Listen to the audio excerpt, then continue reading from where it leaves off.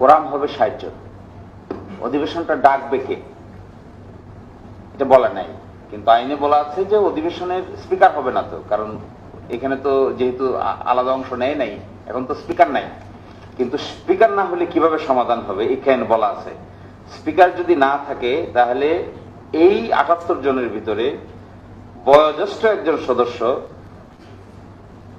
সংখ্যাগরিষ্ঠের সম্মতিক্রমে ওই অধিবেশনে সভাপতির দায়িত্ব পালন করবেন। তাহলে এখন আমি এখানে আক্তার আছেন, আরো আমাদের দলীয় যারা আছেন তাদেরকে আমরা অ্যাডভাইস করব, না বয়োজ্যেষ্ঠ না কিন্তু মেম্বার আছেন যারা নাকি সংবিধান সংস্কার সভার ও সংবিধান সংস্কার পরিষদের শপথ নিয়েছেন, এরকম একজন আছেন। তো তাদের দায়িত্ব হবে এখন তাড়াতাড়ি একটা মিটিং করা, সকালে বসে মিটিং করে, এবং এই মিটিংটা ডাকতে হবে কতদিনের মধ্যে? সংসদ নির্বাচনের ফল ঘোষিত হইবার 30 পঞ্জিকা দিবসের মধ্যে যে পদ্ধতিতে জাতীয় সংসদের প্রথম অধিবেশন আহ্বান করা হইবে, অনুরূপ পদ্ধতিতে পরিষদের প্রথম অধিবেশন আহ্বান করা হইবে। তাহলে এখন প্রশ্ন আসছে, এটা আগেরটা ওই সংসদের অধিবেশনটা আহ্বান করেছেন মহামান্য রাষ্ট্রপতি, এখানে কে করবেন? নিশ্চয়ই তিনি করবেন না। He is in very embarrassing situation. রাষ্ট্রপতি হয়েও বেচারা মহা বিপদে পড়ছে। একবার জয় বাংলা বলতে হয়, আবার জিন্দাবাদ বলতে হয়। বাংলাদেশে জগতে কোন রাষ্ট্রপতি এত বিপদে পড়ছে বলে আমার কাছে মনে হয় না। কিন্তু আমি একটু খুব আশ্চর্য হই, এই এম্বারাসমেন্টটা একটা শিশুও বুঝে। বিএনপি কে এম্বারাসড হয় না? একটু আগেই দেখতেছি একটা ভিডিও বের হয়েছে, রাষ্ট্রপতি বলতেছেন যে তিনি কাকে সালাম করতে গেছেন কিন্তু তার সালাম নেন নাই। পরে বুঝতে পেরেছেন যেহেতু তিনি রাষ্ট্রপতি হবেন, সুতরাং সালাম নেওয়াটা, পায়ে ধরে সালাম নেওয়াটা ঠিক হয় নাই। সেই লোক এসে বাংলাদেশ জিন্দাবাদ বলতেছে, আবার সেই লোক রাষ্ট্রপতি আছেও। বিএনপি দেখলাম ভেরি হ্যাপি। তো এম্বারাসড হলে হ্যাপি হয়, এটা বিএনপি কে না দেখলে এরকম আজব চিজ জগতে আর আছে কিনা আমার কাছে খুবই আশ্চর্য মনে হয়। কেমন আজব চিজ, এরকম বক্তব্য দিচ্ছে, জিন্দাবাদ বলতেছে, তাকে আবার রাখতে হবে। এখন আবার দেখি বক্তব্য দিচ্ছে ওনাকে রাখতে হবে কেন? কারণ ওনার মেয়াদ এখনো শেষ হয়নি। তো মেয়াদ তো শেষ হবে 28 সালের এপ্রিলের কত তারিখ দেখলাম। এতদিন পর্যন্ত এটাকে সোয়ালো করে করে যাবেন। যাক, ওনাদের ক্ষমতা আছে। তো করণীয়টা কি? এর মধ্যে আমি মনে করি বিপ্লবী আক্তাররা এখানে আসে এজ মেম্বার অফ পার্লামেন্ট, তাদের উচিত আগামী 12 তারিখের আশেপাশেই 13 তারিখেই সংবিধান সংস্কার পরিষদের সভা আহ্বান করা। সেখানে তারা একটা জিনিস করতে পারবেন আর একটা জিনিস করতে পারবেন না। তারা ওখানে সংবিধান সংক্রান্ত বিষয় সমাধান করতে পারবেন না, কারণ আইনে বলা আছে সংবিধান সংস্কার সংক্রান্ত কোন প্রস্তাব অনুমোদনের জন্য পরিষদের মোট সদস্যদের সংখ্যাগরিষ্ঠ ভোটে সিদ্ধান্ত গৃহীত হইবে। এখানে সূক্ষ্ম ব্যাখ্যা বিশ্লেষণ করলে এটাও পারবেন, কারণ পরিষদ তো গঠিত হবে তাদের দ্বারা যারা শপথ নিয়েছেন। তো বাকি যে 200 কত জনা তো শপথ নেয় নাই, ওরা তো পরিষদের মেম্বার না। পরিষদের মেম্বার হলো এই 78 জন। তাহলে তাদের প্রস্তাব অনুমোদনের জন্য পরিষদের মোট সদস্যের, অর্থাৎ 78 জনের সংখ্যাগরিষ্ঠ ভোটে সিদ্ধান্ত গৃহীত হইবে, এবং অন্যান্য বিষয়ে উপস্থিত ও ভোটদানকারী সদস্যদের সংখ্যাগরিষ্ঠ ভোটে পরিষদ সিদ্ধান্ত গৃহীত হইবে। সংবিধান ছাড়া অন্যান্য যে সংস্কারের বিষয় আছে এগুলোতে ওই সকলের উপস্থিতির কোনো প্রয়োজনই নেই। উপস্থিতদের অধিকাংশ হইতে হবে, অর্থাৎ 60 জন উপস্থিত হইলে কোরাম হয়, তার অধিকাংশ কত হয়? 31 জন। 31 জন একমত হলে আইন পাস করতে পারবে। ফলে আমি যেহেতু সংসদ সদস্য একজন আছেন, আমাদেরও সংসদ সদস্যরা আছেন, তাদেরকে আমরা বলেছি এই কথা যে একটা সুনির্দিষ্ট করা উচিত যে ঠিক আছে আমরা আহ্বান করি। রাষ্ট্রপতি আহ্বান করবে না, কিন্তু সদস্যদের মধ্য থেকে একজন আহ্বান করবে, বয়োজ্যেষ্ঠ একজনকে সভাপতি করবে, করে তারা সংবিধান সংস্কার পরিষদের মিটিং ডাকবে, 2 ভাগে ভাগ করবে। একটা সংবিধান সংক্রান্ত, আর একটা হলো সংবিধানের ছাড়া অন্যান্য স্বাভাবিক যে সংস্কারগুলো আছে। 84-র ভিতরে 47টা ছিল সংবিধান সংক্রান্ত, বাকিগুলো তো সংবিধান সংক্রান্ত না। সুতরাং এগুলো করতে কোনো আইনগত বাধা নাই। সেকেন্ড প্রশ্ন হলো, আমার ধারণা রাষ্ট্রপতির ভাষণ শোনা উচিত না থাকবে। রাষ্ট্রপতি যখন ভাষণ দিবেন তখন চলে আসা উচিত সংসদে, আবার যখন তিনি চলে যাবেন তখন আবার সংসদে যাওয়া উচিত। ওই সময়টুকু তাকে তার কথা শোনার কোনো প্রয়োজন আছে বলে আমার কাছে মনে হয় না।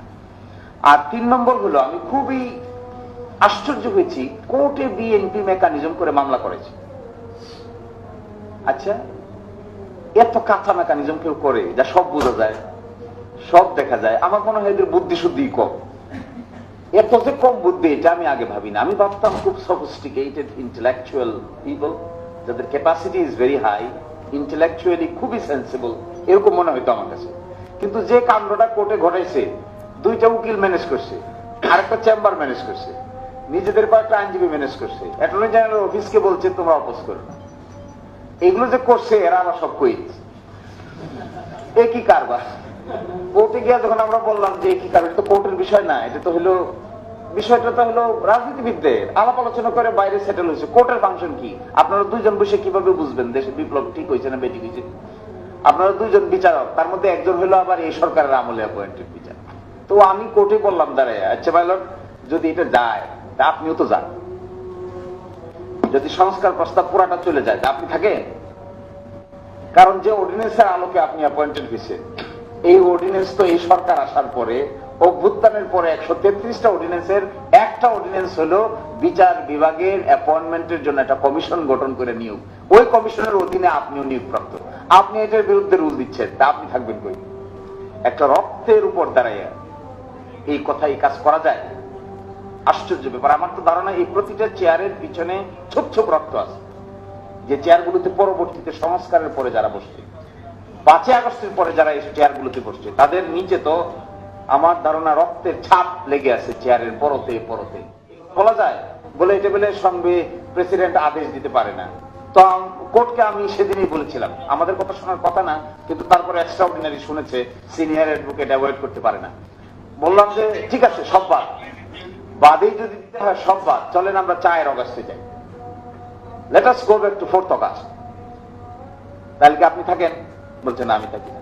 তাহলে ওই পুলিশ আদেশ দেন, একটা টাইম মেশিনের বিষয় করে আমরা 4th অগাস্টে যাই, আর এর মাঝখানে যা হয়েছে সব একেবারে রিসেট। তখন আর কথাবার্তার অর্থাৎ আমার ধারণা, একটা রাজনৈতিক সংকটকে কোর্টের বারান্দার ভিতরে টেকনিক্যাল ওকালতির কায়দায় মোকাবেলা করার যে তরিকা, এটা যে ভুল, এটা তো কয়েকবার প্রমাণিত হয়েছে। এটা কেয়ারটেকার সরকার বাদ হয়ে প্রমাণিত হয়েছে, দেশে আগুন জ্বলছে। 5th অ্যামেন্ডমেন্ট, জিয়াউর রহমান সাহেবের পড়া 5th অ্যামেন্ডমেন্ট বাংলাদেশের সুপ্রিম কোর্ট ব্রাশ সাইড করে দিয়েছে, কিচ্ছু নাই। আমি তার জিজ্ঞাসা করলাম একজনকে, আপনাদের কি সামান্য পরিমাণ কাণ্ড জ্ঞান নাই? নিজেদের করা 5th অ্যামেন্ডমেন্ট, বাংলাদেশের one of the best ruler president Ziaur Rahman, তার করা 5th অ্যামেন্ডমেন্টের সবকিছু সুপ্রিম কোর্ট ব্রাশ সাইড করে দিয়েছে। আর আপনারা আবার এই বিপ্লবের পরে কতগুলো আদেশকে নিয়ে আবার কোর্টে আসেন। কি কারবার? এটা কি সেন্সের অভাব নাকি? ফলে আমার কাছে মনে হয় যে একদিক থেকে মেজরিটি আছে, এই জন্য হয়তো ঘাড়ে জোর বেশি, কিন্তু মাথায় খুব জোর আসে বলে আমার কাছে মনে হয় না। যদি কারো মাথায় জোর থাকে, তাহলে নিজেদের এই লফুলস নিয়ে কোর্টে যাওয়াটা একদম বোকামির দণ্ড ছাড়া কিছুই। এটা কেমন বোকামি হচ্ছে? আচ্ছা বলেন, এখানে বলা আছে আইনে, এই আদেশ জারির অব্যবহিত পর অনুষ্ঠিতব্য জাতীয় সংসদ নির্বাচনের দিন এই আদেশ অনুসারে গণভোট অনুষ্ঠান করা হবে। তো গণভোট চ্যালেঞ্জ করছে, গণভোটের প্রশ্নকে চ্যালেঞ্জ করছে, তো নির্বাচন রয়ে গেছে। কি আশ্চর্য ব্যাপার! এত বোকা মানুষ হয়? গণভোটের 4টা প্রশ্ন, এই 4টা প্রশ্নকে বলছি কেন অসাংবিধানিক হবে না, আদালত রুলও দিয়েছে। তাহলে এই যে বাকি অংশ, একই দিনে যে জাতীয় সংসদ নির্বাচন হলো, তার কি হবে? মাথায় একদম না। এবং গত পরশুদিন না গতকালকে দেখেন না, একটা পত্রিকায় লিখেছে ইউনূস সরকারকে অবৈধ সরকার।